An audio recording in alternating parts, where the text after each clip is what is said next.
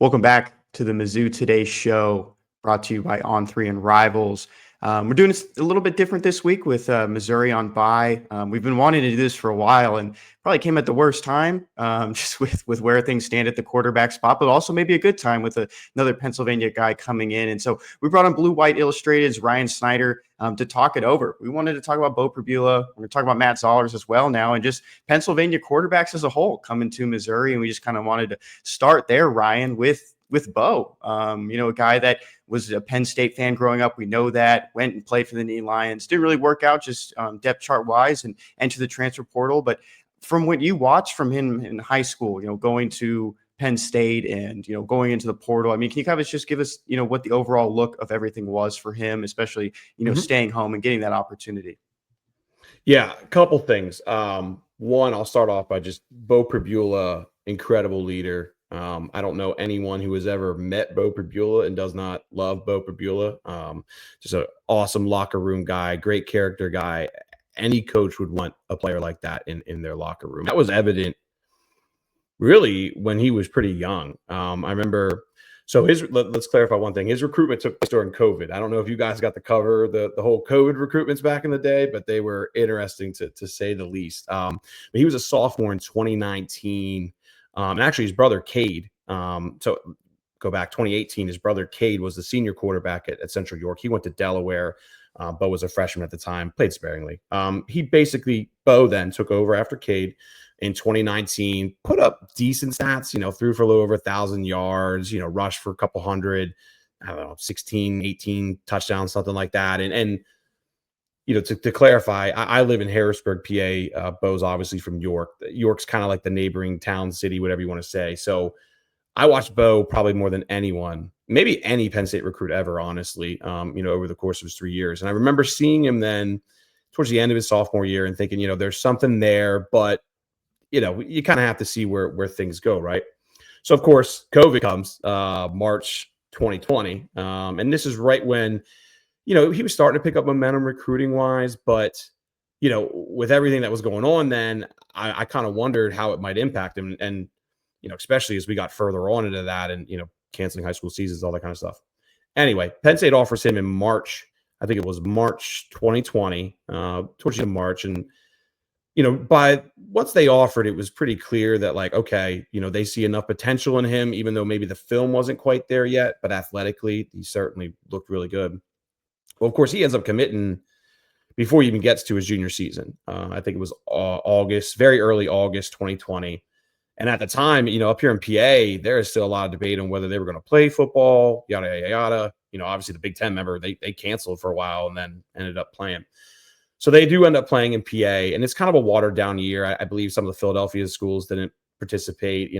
Depending on where you lived, it was different. But long story short, Beau's junior year was awesome.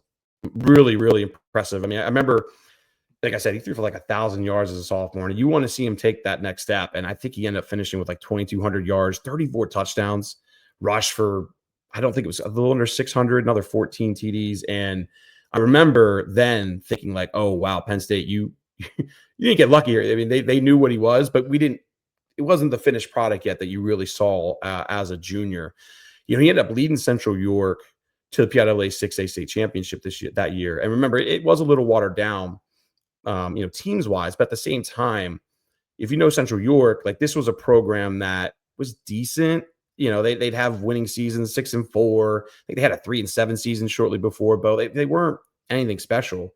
And for him to lead them to a state championship was eye-opening. And for the record now, Central York is one of the best schools in PA. Beau Pribula kind of set that standard, and give credit to Gary Yonchich, too, his high school coach, for keeping that going. But, that was impressive to me at the time, because Central York was never a team that we were talking about as even a quarterfinalist, let alone to make it all the way to the final. So, of course, then Beau goes on, has a very good, oh, by the way, he was also the 6A player of the year that season, his junior year. Went on to have a great senior season as well. And I think the thing that was interesting too at the time was that, right before his junior season, Penn State makes a change at OC, and they hire Mike Yurcich. What's Mike Yurcich go do? He goes and finds Drew Aller. And I remember when that happened thinking like, okay, obviously Aller, you can see the talent. He ended up being a 5-star and all that. And what would it mean for Beau? And I thought it spoke really highly of Beau's character, who he is. Obviously, yes, he did grow up a Penn State fan. That was a big part of it. But he never wavered. He never looked at that as an issue especially into modern day, quarterback recruiting. Like, guys do not want to be part of a 2-quarterback class. It happens, but it's not really preferred. Guy never once thought, I'm going to go visit some other schools and, weigh my options. So when I led off kind of talking about his character and leadership and everything about Beau Pribula, it was really personified there in his recruitment, because he could have easily, he had schools that wanted him to visit and all those things. And, obviously, with COVID, it was limited time, but he could have done it as a senior then and never once did. So, I can't speak highly enough of Beau. I hope his injury is not too bad. You guys know better than me. Is he going to come back? I heard maybe a little talk that he might be able to make it back. No, not.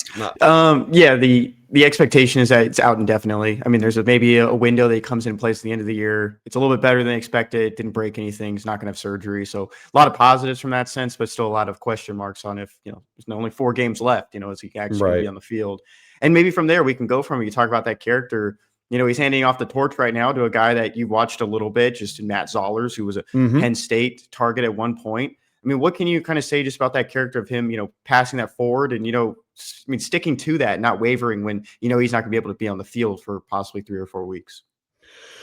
I think just to clarify, you're saying like what Beau can do for Matt to help him? Yeah. I mean, what does that speak to? I mean, Beau's character when he wasn't on the field at Penn State. I mean, how did he kind of impact that team as well?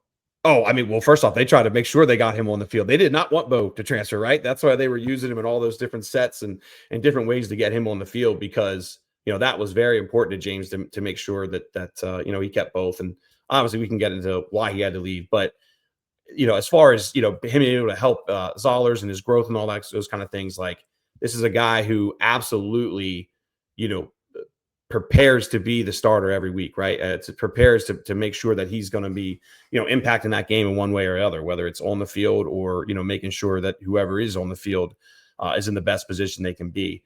Helping a freshman is a little different than what the Aller situation was, right? Because obviously Drew and Beau were the same age. They kind of came up through together. But, I have no doubts in my mind that Beau Pribula is going to give, Eli Drinkwitz and that entire staff everything that he can to get Missouri to the best bowl game, potentially a playoff game if they can make it. So we'll see. But I was bummed about that Vanderbilt game, by the way, guys. We can talk about that later. But, yeah. I talked to Gary back for a story when I think it was over the summer when we were transitioning to On3, just to kind of get to know Beau a little bit better. And he mentioned, Beau always wanted to go to Penn State. It was his dream school. He made a point to get a degree from Penn State before he was willing to even consider transferring, because he wanted to have his degree be from Penn State. Could you... Yeah, you already kind of brought it up, but that transfer process, just kind of what was your view on everything that went down there, and the opportunity that Beau had to look elsewhere for the first time? He had no choice. It's modern day college football, right? At the time, I remember it was kind of starting to leak that Drew was going to come back, and all these guys were, whatever happened, they wanted to come back. Drew was really the first, I thought. Out of the Nick Singletons, the Katron Allen, some of the better players at Penn State, coming back. Denied Dennis Sutton, another one. That definitely started to leak fairly early on, before the SMU game, obviously. And I think Beau had no choice. And Penn State staff knew that. And that's why you never heard a bad word from anybody, especially James Franklin, anyone out in the press, of like, man, really wish Beau would have stuck around a little bit or whatever. Like, they totally understood not just the climate of college football, but really the financial part of college football. And it's not really, I'm not saying Beau went to get paid or anything like that. I'm saying Beau has to look out for his best interest long-term. Right. And what were those two things? It was, to maximize his worth in college, but also get a shot at the NFL. And whether that happens long-term with injury or whatnot, I hope it does for Beau. I'm not sure if he's that kind of a caliber of a guy. I wouldn't be shocked at all if somebody takes a late flyer on him, or he's gets a undrafted free agent, something like that, just because of who he is and the kind of locker room guy and how he prepares, all those kind of different things. But this is modern day college football. You have to take advantage of your opportunity, And that's why nobody at Penn State was ever really upset with Beau about it. And again, it comes back to like, for those 3 years he's here, I mean, he's the model citizen of what you want, especially as a backup quarterback. I really don't have much else to say other than that. So I think I think he made the right decision. I'm upset that he got hurt and all those kind of things, but Beau had to just do what he had to do. It's kind of an interesting point kind of moving forward because he does have one more year of eligibility. He even said like he went on an interview with John Gruden and he was expecting to come back. And now you're kind of in a weird spot because Matt showed some good flashes in that game against Vanderbilt. What did you see just from Matt when in his time? I know you only really watched him just a little bit, when Penn State kind of pulled off and some other big schools were coming in. What stood out about Matt and plus his recruitment with Penn State, taking that late visit for the whiteout game?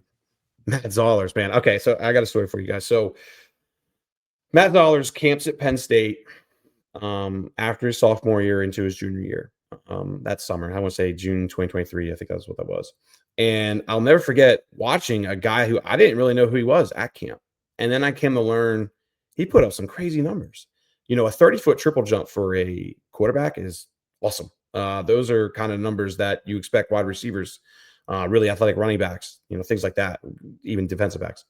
I think he had a 4.4 shuttle, 4.7 40, very good athletic numbers. And I watched him throw a little bit that day. Honestly, I was a little more focused on older quarterbacks who were at that camp. But I do remember seeing some of them and thinking like, oh, wow, this is an interesting kid. Just somebody I got to put to the side. Okay. So fast forward then till September. And I'm on the phone with a source, somebody, I go to regularly for recruiting information, Penn State wise. And, they're bringing up, have you seen this Matt Zollers kid from Springford, having a good year, yada, yada, yada. And, I knew the year before that he did put up some pretty good numbers. Now, to clarify too, like Central York and those schools, they play way better, not way better competition than Springford, but better competition. So I expected him to have better numbers than, a Beau Pribula or whatever. Okay. I go see him play Manheim Township. This was mid-September. And I don't know if I've ever watched a more entertaining quarterback game of my life. And so I remember after that, I sent all the film to our scouts at On 3. And sure enough, a month later, he's in the top 300. And I remember getting a call from that same source being like, hey, thanks, guy. Like now everybody knows, the cat's out of the bag on Matt Zollers, right? Because Penn State wanted to take their time with it, really kind of see the whole season before potentially offering. Well, On 3 made him a 4-star. I think it was mid-October 2023. Penn State offered like 2 weeks later. They're like, oh, we don't have a choice now. This guy's going to be covered by everyone.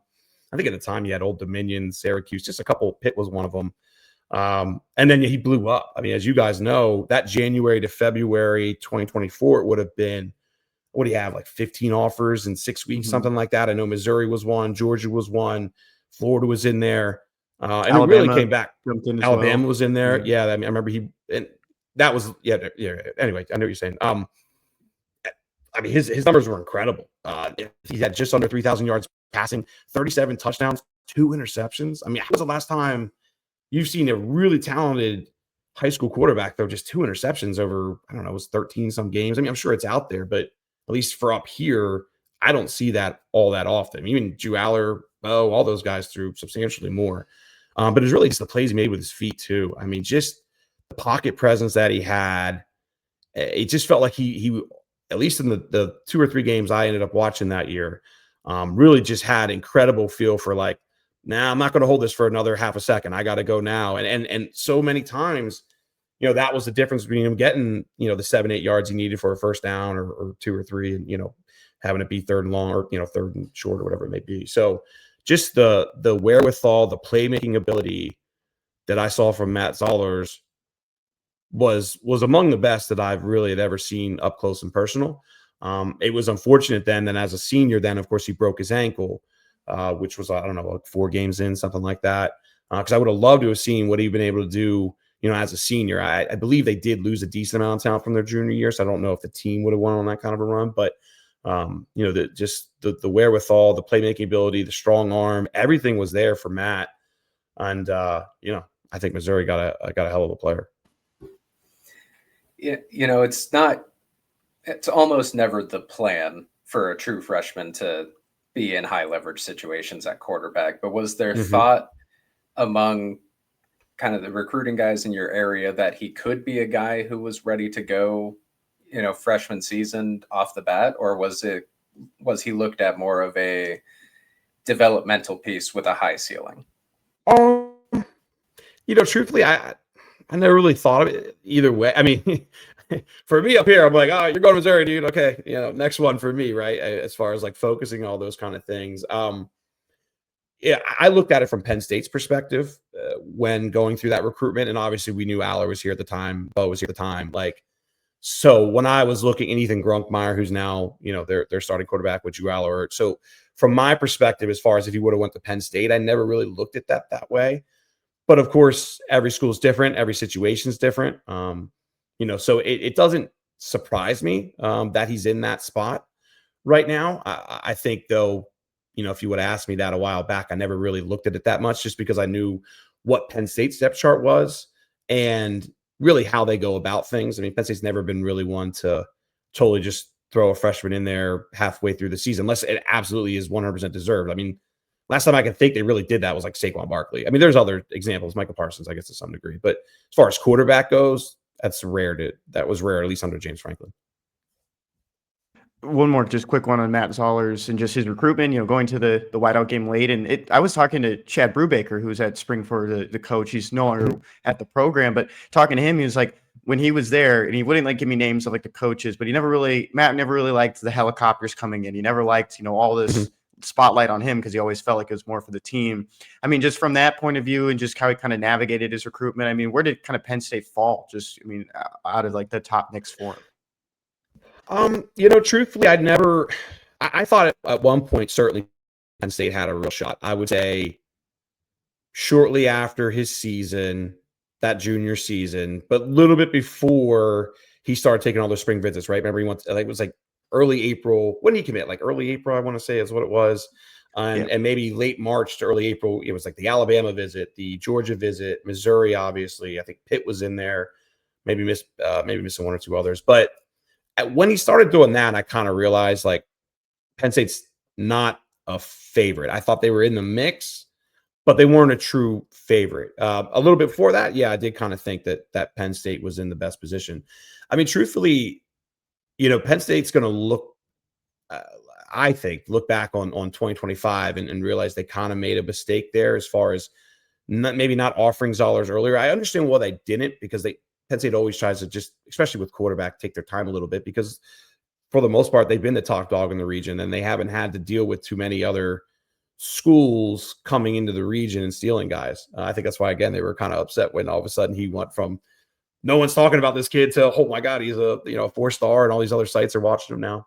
Anyway, but to me, what's the best way to put it?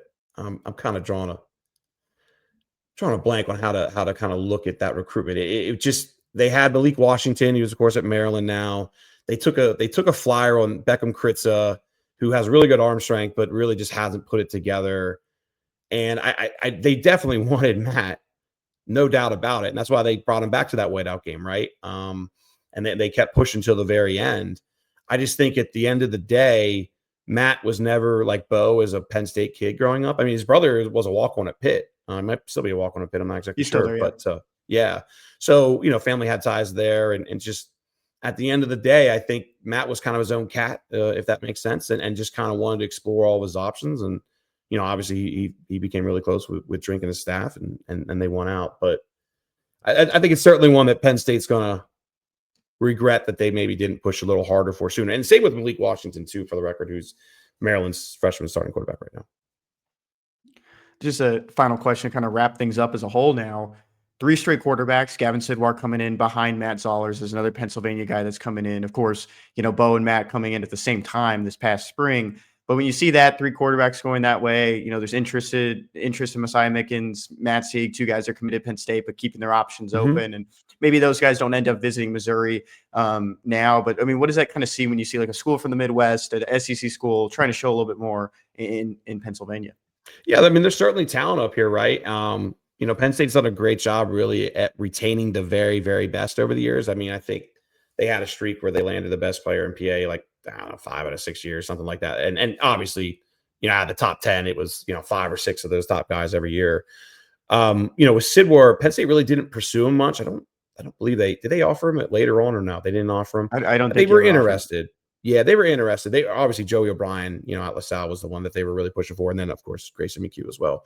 I've personally I haven't watched Sidwar a ton, just because Penn State never offered. I never really heard of his name like being someone they were pushing really hard for. They also had Troy Hume committed for a long time. He's a really good quarterback out of California who, of course, like everybody else, is now decommitted from Penn State. So this is going to be a fun couple months for me. But I did see Gavin at a couple camps though, and the arm talent certainly there. But I don't want to pretend I've watched a lot of his film and things like that because I really haven't, and I don't want to pretend I know more than I do. But to circle back to your actual question, I think it speaks to Drink's ability to spread a wide net, right? When you're competing with some of the SEC schools down there, right? I know Missouri fans will want to hear it, but obviously the Alabamas, the Georgias, the LSUs, they're big schools down there, right? And I think at times, you guys tell me if I'm wrong, maybe that makes it a little more difficult than it needs to be. Well, up here in the Northeast, there's good talent, and Penn State has been, for the most part, the top dog. Obviously, Ohio State and other schools come up here, but I think it speaks to maybe more of, hey, there are opportunities up there where we are a better school than a Rutgers or a Maryland or whomever it may be. Yeah, why would Missouri not be a very good option for some of these guys who maybe aren't 5-star going to Ohio State, but is a really, really talented player. And right now we're competing with, some schools that certainly want those players for guys who are often maybe being a little underrated too by sites like ours, things like that. In my opinion, you guys know better than me though. No, yeah, you are. And then there's credit that goes to an assistant too. They have an assistant who played offensive line just at a small school in Pennsylvania, Jack Abercrombie. He's been shouted out a bunch. Guys like Maxwell Hiller was someone they were interested, not looking at Missouri anymore, but Big Max they were kind of in on him before he was a top 10 prospect in the country now at awesome. Coatesville. Yeah, so he's awesome. He's massive, and his brother's a good basketball player too. So those connections go a long way. And so I think that's what played into this part as well. Ryan, just a quick one before we let you get out of here. There's a coaching search, going on now for Penn State. I had no idea. Did you know? Really? I don't know if you heard. Yeah, I don't know. No. You don't seem very busy, but yeah. Oh, just prediction. I mean, just a name. Like Eli Drinkwitz, of course. No, I'm kidding. I'm kidding, Missouri fans. Calm down. I think personally, I think Eli has a great thing going. Missouri has a great thing going. And honestly, I would love for him to stay. I've been a big proponent on in modern day college football, right, where we're at it. If I'm Lane Kiffin, I don't want to. Why would I start over? You got a good thing going for you. If you're Eli Drinkwitz, why would you start over? You got a good thing going for you. I think personally, as far as Penn State or LSU, some of these other schools, I think there's a lot of proof in Dan Lanning, former assistant, Kirby, former assistant, Dabo was a former assistant. I mean, there's a lot of Brett Vanderbilt. I mean, we can go on and on. I think it's a maybe not a safer route to take, but at least for a school like Penn State, when you're trying to, Penn State was 90% there, right? But they just couldn't quite get there. Maybe you take your shot at going at a younger guy, Will Stein, some of these other really good assistants. And if it doesn't work out, okay, then you can go back to that route. But, some of these massive buyouts and some of these, I want to say old school coaches, but they do have ties to pre-NIL and those things like Brian Kelly, for example. He was a great coach in 2017 for Notre Dame. 2025 LSU and really all of 2025 football are completely different. So to me, I like the idea of going young. I like the idea of bringing energy, enthusiasm, guys who are looking at this differently than maybe a head coach of 10 years ago who have seen all of it now. Because a lot of those coaches really missed the old time. It was easier for them, right? Where maybe some of these younger guys are more enthusiastic and say, you know what, we got to go after this and look at this in a different way. So to me, I just think that's a better way to go. Who it'll be, I have no idea, Kenny. I couldn't tell you. We are feverishly trying to figure that out every day. The LSU's out there now. Who knows what will happen? Auburn, Florida State, Wisconsin, all those schools. So there's a lot of football to be played, a lot of interviews to be done, all those kind of things. But I think Missouri has a hell of a coach. They got two really good quarterbacks. I think Gavin has a lot of potential. And if you're a Tigers fan, you should be damn excited about that. Yeah, and maybe Kirby Moore. I mean, that's the guy, right? It's the guy who brought the quarterbacks to Missouri. I mean, if you want the quarterbacks to stay in Pennsylvania, maybe that's your guy. A story for another day. I'm teasing. Yeah, but we'll see. Yeah. Okay. So we'll keep track of that. And Ryan, thank you so much for jumping on with us. A little bit different than what we expected. Just probably talk about Beau, but really good to get your point of view and your insight into Enjoy Pennsylvania the bye recruiting. week, Missouri. I know you're coming off a loss, but like, hey, it could be way worse. We all thought this team I cover was going to the national championship this year, and now I'm doing a coaching search. So I know you're coming off a loss, a little bit bummed, but I think you guys should be very excited about where your program's at right now. Thanks again, Ryan. You can follow Ryan on X at Ryan Snyder on 3 if you're looking for just any insight into where Penn State goes next at recruiting. Just there's some overlap there with Missouri, of course, and then of course the coaching search that'll be a good one this offseason. So we'll see you on the other side. Talk a little bit about Missouri during the bye week. Before continuing on the MizzouToday Show, we have a quick read from our sponsors over at Rhoback Activewear. There's only one way to describe Rhoback: best fit, best feel. For those who aren't familiar with Rhoback, they're completely changing the game with their incredibly comfortable activewear. Rhoback has released so many items within their new licensed game day collection, and it's our favorite. We're wearing it right now on this show if you're watching with us on the YouTube. With novel polo designs and clean hoodie and Q-zip designs for some of your favorite schools, it's definitely worth checking out. Nobody else on the market is pairing these level of custom designs with this quality of active wear. Rhoback's everyday shorts or their Delta Performance pants are the perfect pairing as well. They're both super comfortable, have less elastic waistbands, and great fabric that is made to have the appearance of a nice short look, but the comfort for a day on the move. Rhoback has also been proudly leading the NIL charge, having signed partnerships with multiple college football stars, past and present, and are becoming the go-to brand for college sports across the country. Use the code MIZ20 on Rhoback.com for a generous 20% off for all new customers through the end of this week. That's spelled RHOBACK.com. That's 20% off all performance, polos, shorts, and more with the code MIZ20. Kyle, before we got on here, Drinkwitz got on for like his only press conference of the week because with it being on the bye for the Tigers, second and final bye, he was only on the SEC teleconference. Quick hitters, we've already talked about Beau Pribula a little bit with Ryan just on that injury. What's the latest there with him and then tight end tight end Brett Norfleet as well, who also had an injury against Vanderbilt? Yeah, so we mentioned it with Ryan there. Beau suffered a dislocated ankle, but with no broken bones, which I guess is an incredibly rare way for that to work out. I know Drinkwitz said it's less than 1% of the time that there's a dislocation like that it comes without a broken bone. That was also reported earlier this week by Eli Hoff of the St. Louis Post-Dispatch. Did a great story about just the rarity of that working out that way, which means no surgery required. So that's good. That's a positive.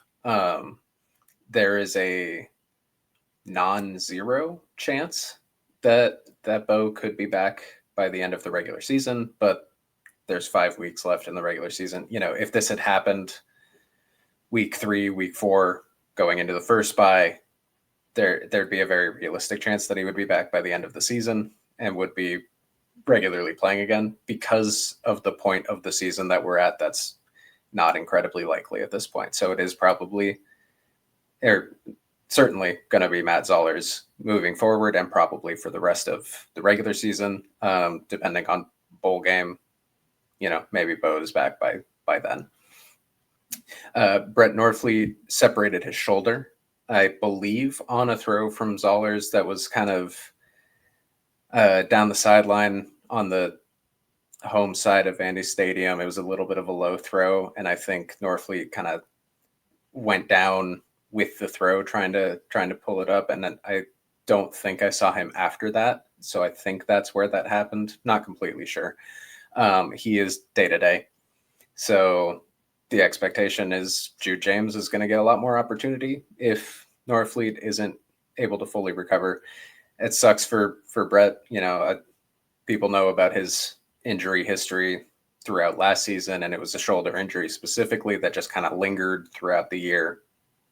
So for him to suffer another shoulder injury now, it's just rough. I mean, he had been having a very good season. I think already beat his own mark for best tight end season under Drinkwitz, which he set last year.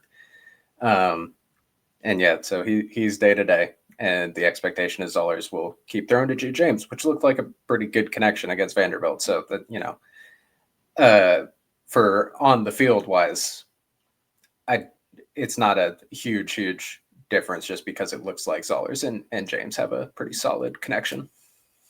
4 receptions on Saturday for Jude James in that 17-10 loss to number 10 team in the country at the time, Vanderbilt. 29 yards. Of course, he had that touchdown. Both of the touchdown passes for Matt Zollers in his college career have gone to Jude James. The first one coming in week 1 with a pretty long scamper for Jude into the end zone against Central Arkansas. Looking at that quarterback position right now, only one scholarship quarterback is healthy at the moment. It's subjective on what a scholarship is these days at the same time of, who's actually going to school for a full ride. But in the sense of, these are the guys that have, been on the scholarship chart, and it's only Matt right now with both Sam and Beau out for projected for the end of the season. We'll see what happens if Beau can get back in time to play at the end of the year. But with that, who's behind Matt? And I know, expectations can be pretty high for Matt. We didn't even mention it with Ryan. He was a 5-star 1 point on 3 before his own injury. His senior year of high school kind of knocked him back down. But in that same sense, expectations can be really high just on some of the flashes that he showed. He also showed it with very minimal tape, and I doubt, Vanderbilt was even really watching him going to that game. But, moving forward, you go up against a really good Texas A&M defense. What does a quarterback situation look like moving forward behind him especially? Yeah, Drinkwitz was asked about that specifically on the teleconference and gave a pretty simple answer. Brett Brown's the number 2. So I'm slightly surprised it's not Tommy Locke, since he was the the walk-on who stuck around. Brett Brown was on the roster last year as a walk-on. And then when there was, the conversations happening around tightening down the scholarship limit, and going to a 105 player roster without walk-ons, Missouri had some tough conversations with a lot of the walk-ons who were on the roster last year, and some of them decided to be done. Some of them decided to look elsewhere. Brett Brown was just a student at Mizzou this year.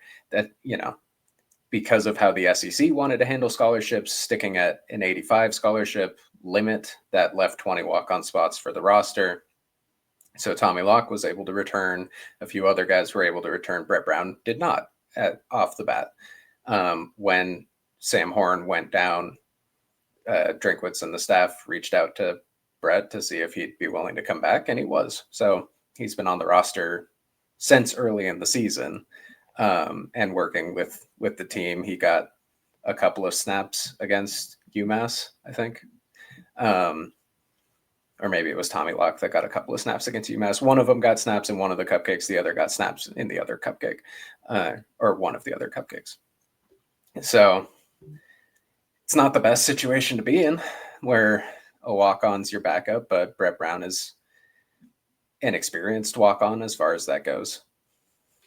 For Brett as well, he did go to Middle Tennessee State in the transfer portal, then came back to Missouri. Hadn't played at Middle Tennessee State, so he's still eligible to transfer right away, and his final year eligibility as well. So he just came in to be that backup. He played against Central Arkansas. He came in after Zollers. And then, of course, for that UMass game, Drinkwitz made a point that, he wanted Tommy Locke to be able to play in that game. He had never played in a college football game before, and he'd been around for so long, rock of the the scout team. They used to say rock of the program for some of these walk-ons. So, he got that opportunity, and that's what it looked like. So I'm not necessarily surprised. I think, with Brett Brown, he probably had more opportunities if he hit the portal than maybe Tommy Locke would have. But, it's still a very, interesting predicament to be in, because I thought, and I brought this up already, I thought maybe they would address this when they lost Pine, when they lost Drew Pine, that maybe in the spring portal they go out and get just an experienced guy that they can bring in as depth. But that didn't happen. And you can't predict injuries. No one would have expected them to be down both the guys that were in the battle at week 10 in the season during the bye week. Kyle, any other just thoughts from or notes from the SEC teleconference?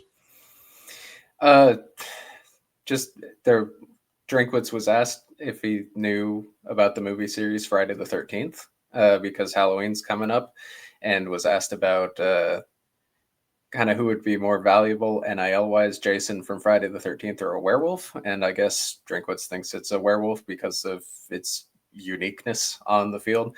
Just a random kind of out of nowhere question. There were a lot of us kind of local guys asking Drink questions because we didn't have a regular press conference this week. And then out of nowhere, that came from someone else who wasn't one of our local Mizzou guys. So just a fun way to kind of end the teleconference for a drink, I guess. He seemed a little surprised by the question, we'll say. Yeah, I would be too. It's an interesting one to just kind of end it. Maybe we'll see a story on Friday about, I don't know, SEC coaches talking about Halloween coming up, and maybe there is some fun, unique part to it, but interested to see if that goes anywhere. Kyle, anything just to round out the week before Texas A&M, which we'll preview next week? Not really. Just, I think it's never a bad time for a bye. It feels like every time a team hits a bye, you say, well, it's a good time for it because we got to get healthy. And, that's not going to happen quarterback wise. These aren't, neither Sam nor Beau are injuries that are going to take a 1 week fix, but maybe it is long enough for Brett Norfleet. Maybe it is long enough for some other guys who are, a little bit dinged up. But yeah, just thankful to have a week where it's a little less pressure on me personally and on the team. So yeah, just enjoying it. And one thing before we get out of here too, Brett Norfleet will be on the availability report moving forward, correct? Isn't that what the expectations are? Okay, so that'll be expectation for Texas A&M? Probably. I mean, we won't know until a week from today. If that day-to-day designation that Drinkwitz gave out on the teleconference today is, no longer the case by Monday or Tuesday, and they're confident that Brett will be able to go next weekend against Texas A&M, then no, he won't be listed. It's just kind of watching how the shoulder progresses throughout the next week, but don't be surprised if he's listed next week is where I would go with that. That's going to do it for today's episode of Mizzou Today. Thank you to Ryan Snyder for joining us to talk about Pennsylvania quarterbacks, Beau Pribula, Zollers, and Gavin Sidwar, and just the trajectory of that position for the Missouri Tigers. Next week, we will preview Texas A&M. We'll also start talking more basketball. Howard will have already played Missouri that Monday. Road contest for the Tigers to open the season. We'll get into that as well, maybe a little bit more extended shows moving forward. You can, of course, follow Kyle's work. He'll be back at Memorial Stadium next weekend for Texas A&M, Kyle_McAreavy. And Kyle has one more thing to share. Before we go, because you mentioned Howard on Monday, I know Mizzou's website does not have a TV broadcast listed. Howard's website has it listed as ESPN Plus, and there is the expectation that it will be picked up. So I expect Monday's Mizzou game at Howard to be on ESPN Plus. That's been coming up, and it might change, but the expectation is it will be picked up, and Howard has it listed as ESPN Plus. So that is my expectation. And if not, Kyle will fly to the game and draw pictures for everyone to be able to watch it.